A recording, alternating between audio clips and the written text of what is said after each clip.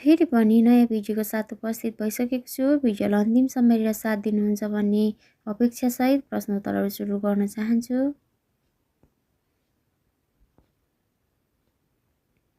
प्रश्न number 1, carbon उत्सर्जन न्यूनीकरण तथा वन पैदावार मार्फत कार्बन शोषित गर्दै विश्व बजारमा कार्बन व्यापारलाई औपचारिकता दिने एसियाको पहिलो मुलुक कुन हो? कार्बन उत्सर्जन न्यूनीकरण तथा वन पैदावार मार्फत कार्बन शोषित गर्दै विश्व बजारमा कार्बन व्यापारलाई औपचारिकता दिने एसियाको पहिलो मुलुक कुन हो?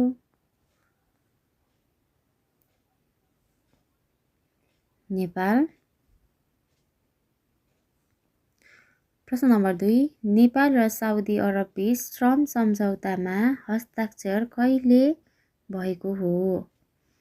नेपाल र साउदी अरब बीच श्रम सम्झौतामा हस्ताक्षर कहिले भएको हो? सन् 2026 जनवरी 25। प्रश्न नम्बर 3, आर्थिक सर्वेक्षण 2081-82 अनुसार वैदेशिक रोजगारीका लागि संस्थागत रूपमा खुल्ला गरिएका मुलुकको सङ्ख्या कति रहेको छ? आर्थिक सर्वेक्षण 2081-82 अनुसार वैदेशिक रोजगारीका लागि संस्थागत रूपमा खुल्ला गरिएको मुलुकको सङ्ख्या कति रहेको छ? 111, व्यक्तिगत रूपमा खुल्ला गरिएका 178 देश। प्रश्न number 4, Africa cup of nations 2026 को उपाधि जित्ने राष्ट्र कुन हो? अफ्रिका कप अफ नेसन्स 2026 को उपाधि जित्ने राष्ट्र कुन हो? सेनेगल। प्रश्न नम्बर 5, आर्थिक वर्ष 2082-83 को पुस मसान्तसम्म नेपालको सार्वजनिक ऋण कति पुगेको छ? आर्थिक वर्ष 2082-83 को पुस मसान्तसम्म नेपालको सार्वजनिक ऋण कति पुगेको छ? रु 28 खर्ब 6 अर्ब 39 करोड। प्रश्न नम्बर 6, स्मार्ट सहरी योजना र विकास सम्बन्धी राष्ट्रिय सम्मेलन कहिले सम्पन्न भएको हो? स्मार्ट सहरी योजना र विकास सम्बन्धी राष्ट्रिय सम्मेलन कहिले सम्पन्न भएको हो? विक्रम सम्वत 2082 कार्तिक 16 र 17 काठमाडौँ घोषणापत्र जारी।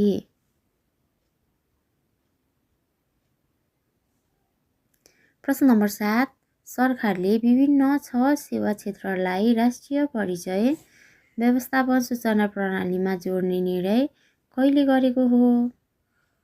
सरकारले विभिन्न 6 सेवा क्षेत्रलाई राष्ट्रिय परिचय व्यवस्थापन सूचना प्रणालीमा जोड्ने निर्णय कहिले गरेको हो?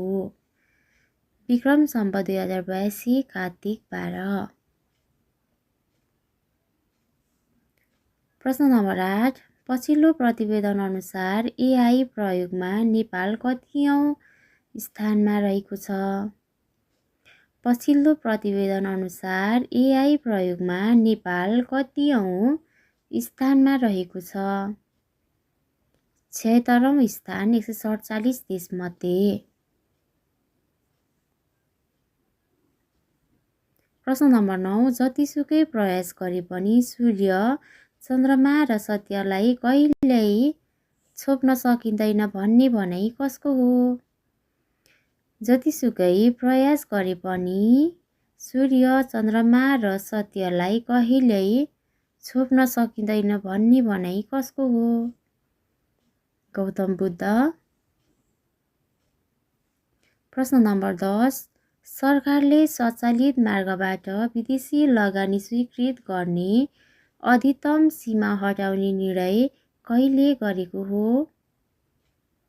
सरकारले स्वचालित मार्गबाट विदेशी लगानी स्वीकृत गर्ने अधिकतम सीमा हटाउने निर्णय कहिले गरेको हो? विक्रम सम्वत 2082 माघ 8। प्रश्न नम्बर 11 अमेरिकाको ब्लुमफिल्ड सिटी र ललितपुर महानगर बीच भगिनी सम्बन्ध कहिले कायम भएको हो? अमेरिकाको ब्लुमफिल्ड सिटी र ललितपुर महानगर बीच भगिनी सम्बन्ध कहिले कायम भएको हो? विक्रम सम्वत 2082 पुस 28। प्रश्न नम्बर 12 सही निर्णय ज्ञानबाट आउँछ र सही ज्ञान अनुभवबाट भन्ने विचारक को हुन्? सही निर्णय ज्ञानबाट आउँछ र सही ज्ञान अनुभवबाट भन्ने विचारक को हुन्? प्लेटो। प्रश्न नम्बर 13 मुगु जिल्लामा अवस्थित कोइकी हिमाल 6169 मिटरमा पहिलो पटक सफल आरोहण कहिले गरिएको हो? मुगु जिल्लामा अवस्थित कोइकी हिमाल 6169 मिटरमा पहिलो पटक सफल आरोहण कहिले गरिएको हो? विक्रम सम्वत 2082 कार्तिक 3।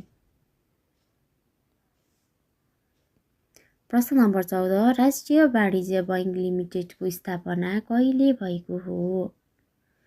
राष्ट्रिय वाणिज्य बैङ्क लिमिटेडको स्थापना कहिले भएको हो?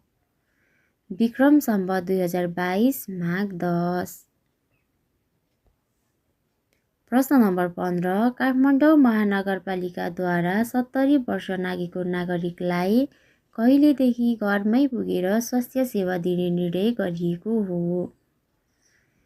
काठमाडौँ महानगरपालिकाद्वारा 70 वर्ष नाघेको नागरिकलाई कहिलेदेखि घरमै पुगेर स्वास्थ्य सेवा दिने निर्णय गरिएको हो?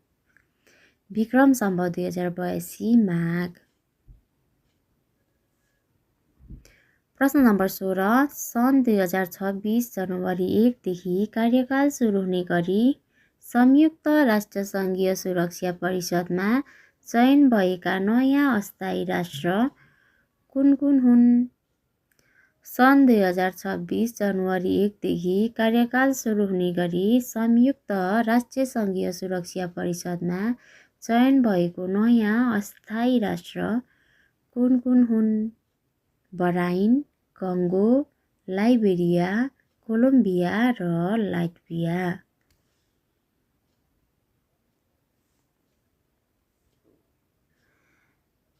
प्रश्न नम्बर 17 16 2081-82 देखि 2085-86 योजनाको अन्त्यसम्म नेपालको बेरोजगारी दर कतिमा झर्ने लक्ष्य लिएको छ?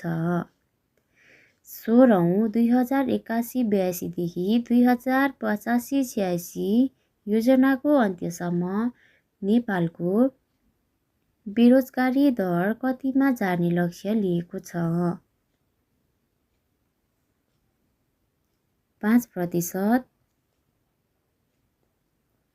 प्रश्न नम्बर 18 आर्थिक सर्वेक्षण 2081-82 अनुसार सबैभन्दा धेरै आर्थिक वृद्धि भएको प्रदेश कुन हो? आर्थिक सर्वेक्षण 2081-82 अनुसार सबैभन्दा धेरै आर्थिक वृद्धि भएको प्रदेश कुन हो? गण्डकी प्रदेश।